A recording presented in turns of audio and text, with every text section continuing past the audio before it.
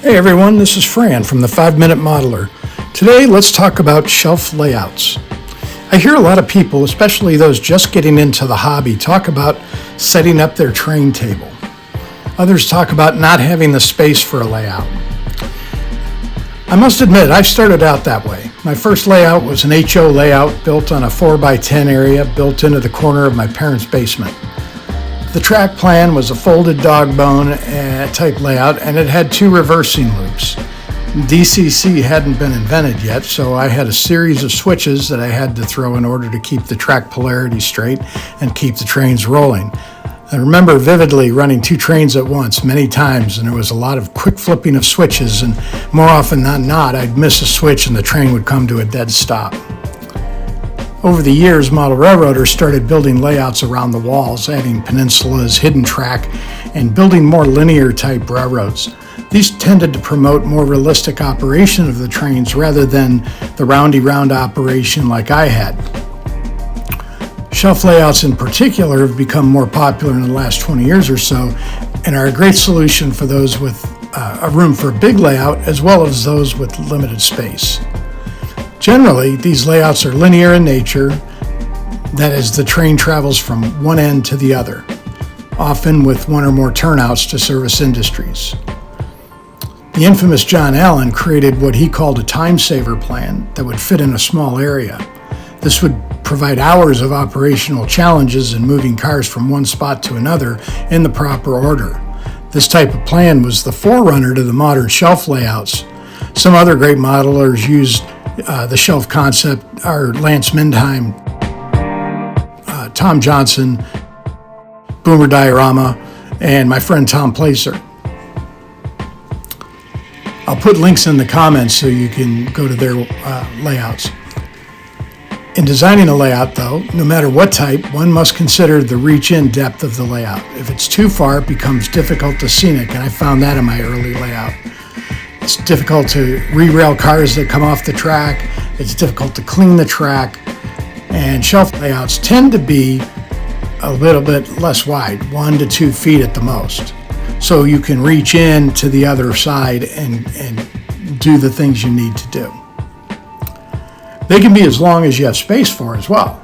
Many folks have created layouts in small bedrooms where the trains go around the walls and leave space underneath for desks, chairs, beds, etc. You might think this isn't much space, but you can actually build a beautiful detailed layout that also provides operational fun. Joe Fugate of Model Railroad Hobbyist magazine developed the TOMA approach, the one module approach is what it's called, that lets you focus on one module at a time rather than becoming overwhelmed with building a large layout. My layout follows many of the principles of a shelf layout, as you can see from some of the pictures, even though only one section is actually along a wall. I found many benefits to building this way. While I love beautifully detailed scenery, I'm not much for details.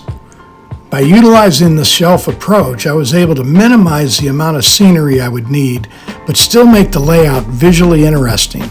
So let me share some of my learnings with you.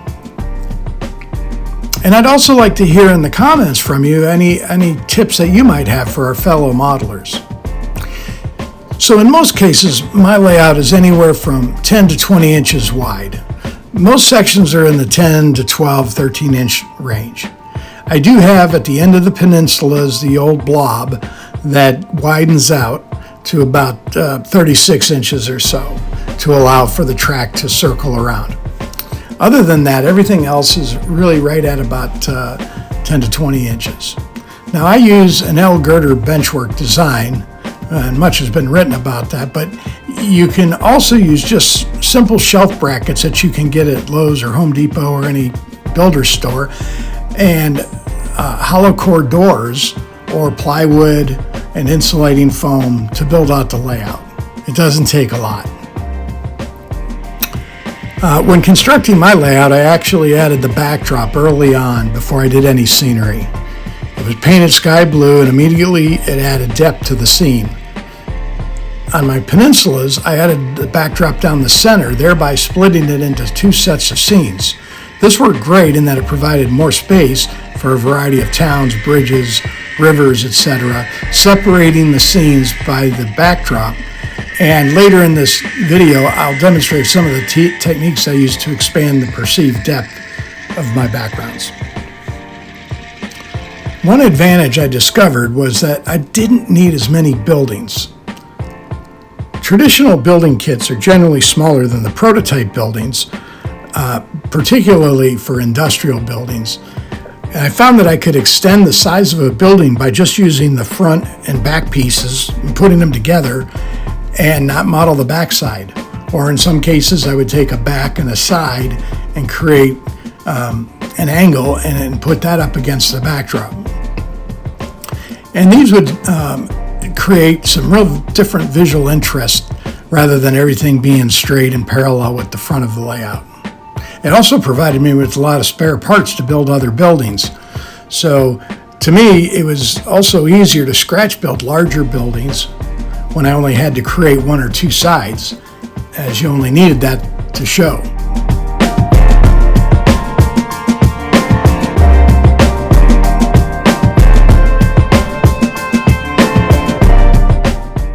One tip is to also place buildings, roads, and tracks at angles away from the edges of your layout. So you don't want the tracks paralleling the front of the layout. You can see in the pictures and videos of my layout, outside of the yards, there really isn't much track paralleling the backdrop or the edge of the layout. It follows, but there's curves within that. And again, that adds additional visual interest. On a previous layout, I had a large hill that hid the trains as they passed behind it to go into hidden staging tracks. That hill required tons of trees, and I never did have enough. I got tired of making trees, really. By using the shelf concept, your areas to scenic are much narrower and require less materials to scenic. That goes for ground foam, static grass, gravel, all of those scenic elements. Well, let's finish up talking about backdrops in detail. Artists often have the ability to create paintings that show incredible depth. And this is what we are trying to do with our backdrops. Rather than have a flat two-dimensional sky backdrop, we want ours to have depth and enough detail, but not too much detail to detract from the trains. I've learned some great techniques from other modelers that really enhance my backdrops. The first is to use printed pictures and gluing them to your backdrop. I get mine from Google Maps, typically where I can grab actual scenes from the area I'm modeling. I copy those into a Word or PowerPoint or some other program like that, and I edit it down to the right scale. I like PowerPoint because there's a built-in ruler.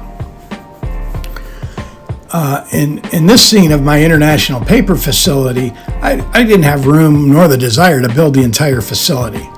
However, by using images from Google, I was able to create the wood chip piles used by a real paper mill.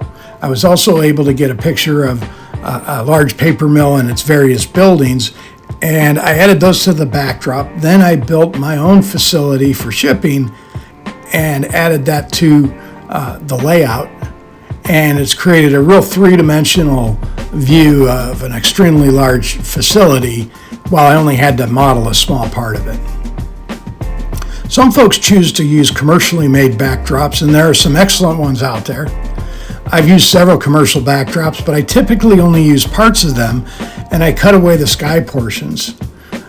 Sizing these is critical as you want to create that notion of distance, so features on the backdrop need to be smaller than the objects on your layout. I also will add a building or vegetation or trees to hide the edge of the printed backdrop.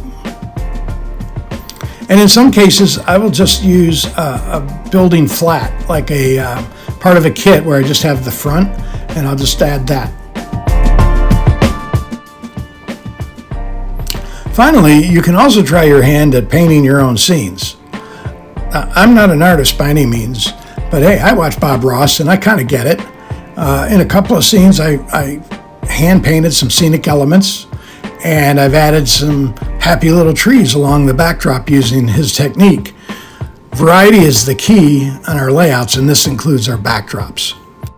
So leave a comment or two and let me know what you think and what your ideas are for enhancing your backdrops as well as on shelf layouts. I'd love to hear your commentary, and as always, thanks again for watching another episode of the 5 Minute Modeler. Have a great week.